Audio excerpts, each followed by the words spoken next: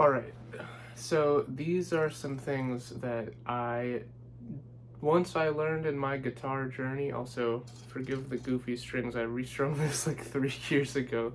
This is my first ever guitar, and it still holds up.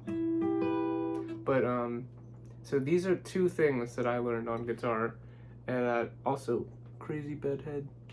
That once I learned these things, like, they're just a part of my style or whatever you want to call it. So these also made me figure out songwriting.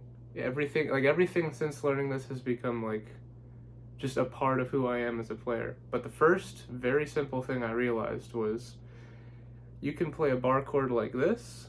The typical, F chord, you bar it, and then you put on the little E chord fingers. But what I realized was I was watching Electric Light Orchestra live at Wembley Stadium, Jeff Lynne's ELO, in like 2019, and he was playing chords like this, and I was like, what is that? And I realized what he's doing is he's basically making like a small bar chord. Instead of barring all the way, he's getting all the notes still, or except the A string, which he mutes, but he's still getting it, and then he can make a minor chord just by moving this finger. And then I did that, and I said, well, wait a minute, you can also do this, you know what I mean? And you can add in some open strings. And then I learned this George Harrison song, All Things Must Pass, where he goes,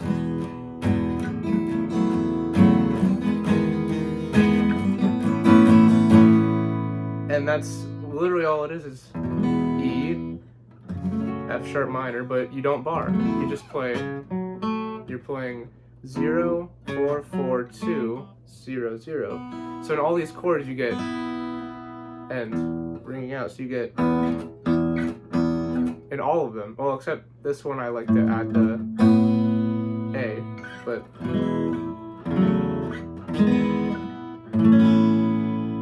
so then just sort of part of my normal playing style is whenever I'm playing an F major chord, it's generally F major 7, unless it's not in key. Like if I'm in the key of, let's say I'm in the key of A sharp or B flat major, then you'd want to play an F dominant 7, I believe, rather than major 7. But major 7 could still technically work depending on the arrangement. But so the first thing I realized is you can have these open, drony strings, and they make everything sound better. I learned a Tim Henson song, Quintuplet Meditation. This is literally just E minor. It's just a bunch of E and G notes. Oh, it's hard to play on this guitar. A lot of dead notes there, but that's the idea. But it's very drony. You know what I mean?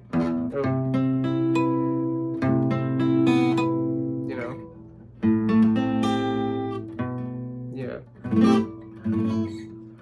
But the sort of drony sound is why I love playing guitar. Like, if I'm writing chords and I want them to sound special and get me really inspired, just adding some drones. This is actually, what is this?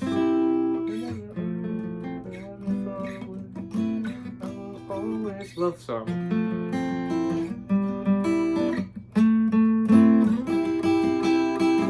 And it just adds a je ne sais quoi. So that's the first thing. Now the second thing I learned, I got this from The Strokes, and basically anything Julian Casablancas touches. So, perfect example is One Way Trigger, right? If you don't know that song, it goes...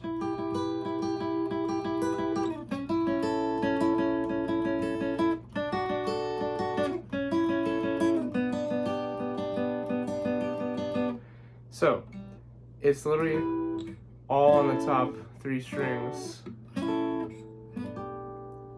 The Strokes do this all the time. So many of their songs are just one guitar, top 3 strings. Maybe it's Nick, maybe it's Albert. They flip-flop, but one guitar's on the top 3 strings, and the other one's just sort of...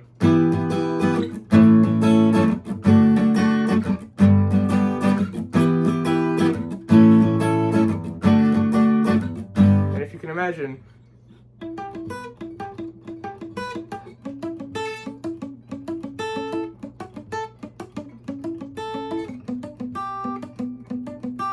playing while you have the, and it's so much fun because you get a melody and then you get a rhythm, and both, one is basically, in my opinion, just pure melody, and it harkens back to a simpler time, you know what I mean? Like, sounds like you could hear this in a classical composition any day. But at the same time, it's pure melody and pure rhythm. This is the most basic, these are the most basic bar chords you can get. Nothing, no trickery is happening here, nothing crazy fancy. But when you put those together, it's beautiful. So whenever I start writing a guitar part or I want to write a song, generally I like working with a chord structure and a melody. So the best way to do that, in my opinion, is just to use these simple voicings. And it keeps things from getting overcomplicated, and you can just experiment. So you can do a line cliche. You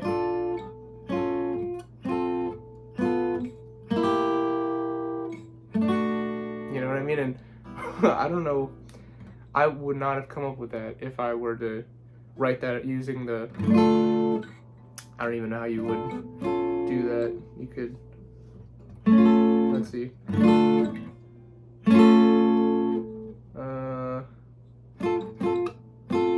I mean, that's just a, you know what I mean? It's so much easier, in my opinion, to just take a voice, just to take any, literally plop your fingers down on the top 3 strings however you want. Let's say I'll do this one, this one, this one. So we're doing 5, 7, 7.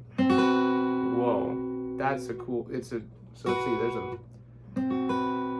there's a clash, you know what I mean? And that just creates so much tension. How are we going to resolve that? Oh, where are we going?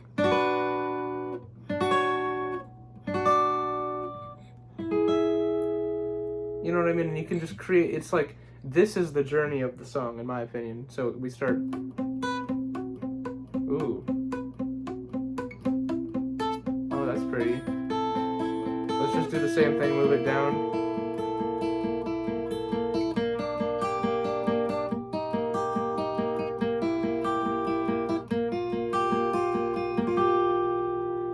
And you can just keep doing that. Now, obviously, that's a weirder example.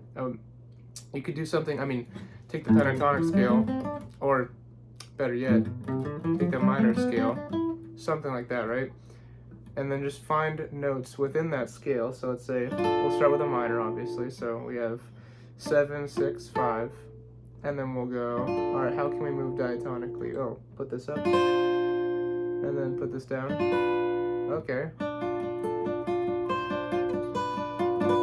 Let's find a new chord, so we'll go, let's do this. And we got two chords basically, so we got, and then we got, so we'll go.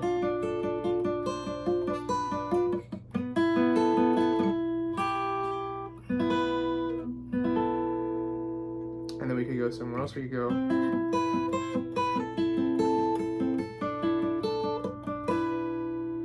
We could even try.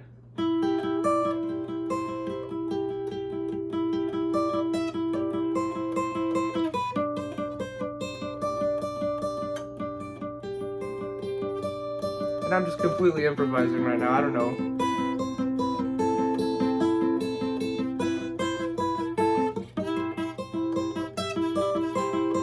But then you sort of start to come up with melody, so like I had, what did I do?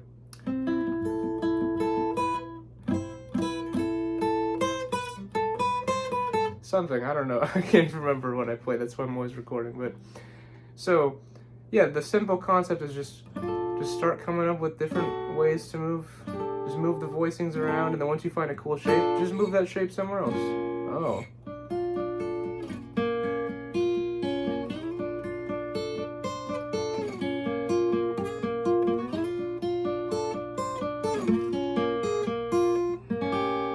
And it seems like right now I want to write something somewhat dissonant, almost Radiohead-esque. That's all of these things, like your unconscious mind, your right brain, if you will, just sort of as long as you have a framework for improvising, you'll improvise, and it'll be so eventually your hands, your unconscious will just make something that resonates for you, almost.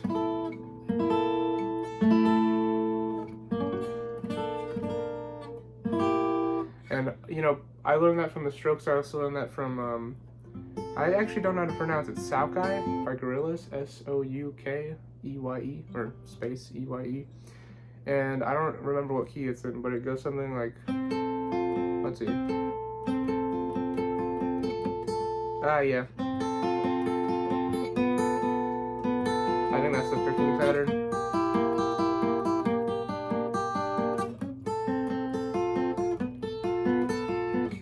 You know, that's, I don't remember the picking pattern, but it's something, these are the chords, but it's literally just, okay, you got like a D shape here, 5, 6, 5, and then you got a 4, 6, 5, and then it's a line cliche, so you go, so and then after the 4, 6, 5, you do 3, 5, 3, and then you just drop the 5, 3, 3, 3, 3, 3.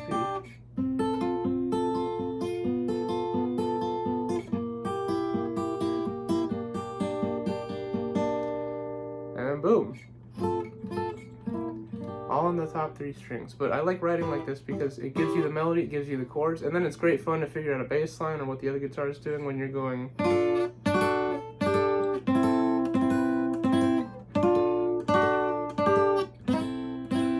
I wouldn't use this in an actual song, but like, what do I want to make the chords? Do I want to make the chord? Do I want to make the chord? Oh wow, let's see. That's hard to do. What do I want the harmony to sort of be, you know? So yeah, those are the 2 things that changed my life on the guitar. Finding out, oh, just play normal chords, you know, with open strings, man. Oh wow. Ooh. Beautiful. And then you can also make whole songs and melodies to go with these things. And it really helps to know these normal chords higher up. So like, oh, that's an F, where are the other Fs? I know, let's see, this is an F right here, I believe. Yep, that's an F. So if you say, alright, I want the chord progression to be F, G, A minor, C, common one.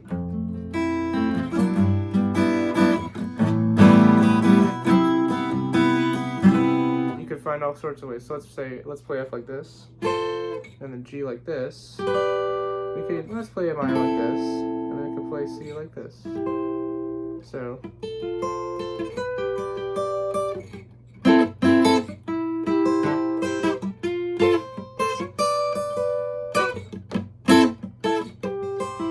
Now we can get even more creative. We can start adding melodies, so, and a picking pattern, you know.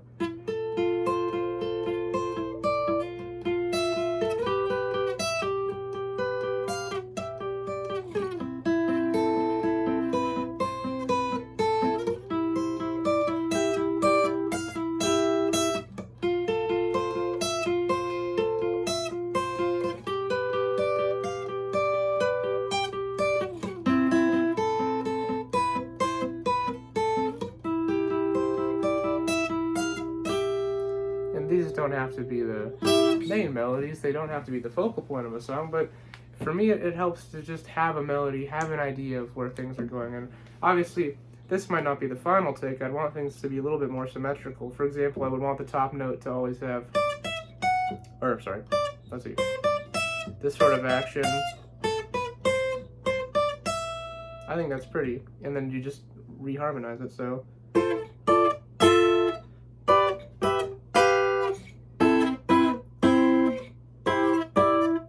and what's really pretty about that, in my opinion, is you have the C, D, E, and then D, E, F, and then you have the, let's see, A, B, C, and then at the very end, you have the C, D, E again. But the C, D, E is in a new context. It's not, it's, so it's almost, to me it sounds nostalgic. But yeah, that's the guitar lesson, basically. Play things with interesting open chords, you know what I mean? And then have little baby melodies on the higher versions of chords. And then you can combine the two. Oh man, your baby chords have open strings now, so we'll go.